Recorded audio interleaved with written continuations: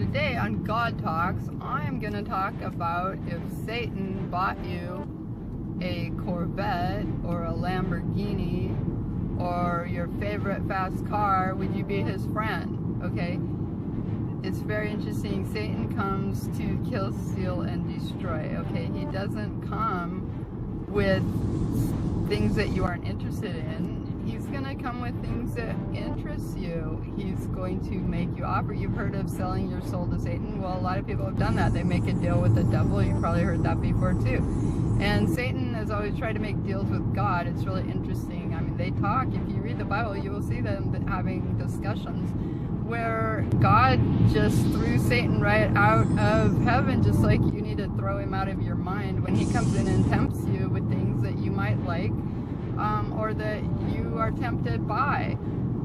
You know, how much would it cost you to be his friend? He's willing to pay that price.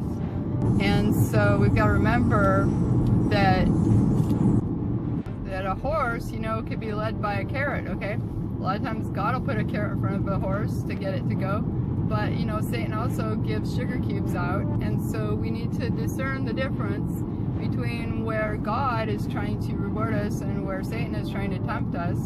And God will never tempt any man.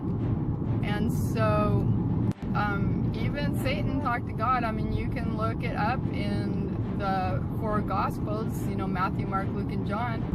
When then Jesus was hungry, you notice that Satan comes when you're at your most vulnerable, okay? He had fasted 40 days and he was hungry.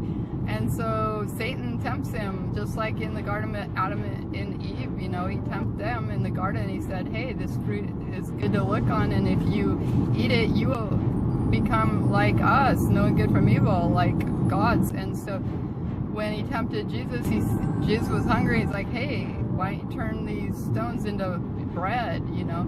And so that's what he does. He uses the word of God and tempts us. And, you know, Jesus, who is God, basically rebuked him and said, get thee behind me, Satan. You know, you serve no other gods except me. Basically, well, he said, the Lord God, okay? Jesus Christ is God, but Jesus was very discreet about being God because he used metaphors and parables to hide it from those that are perishing. So anyway, that's our little talk about what would you sell your soul for? Or would you sell it for a Corvette? Would you sell it for a Ferrari?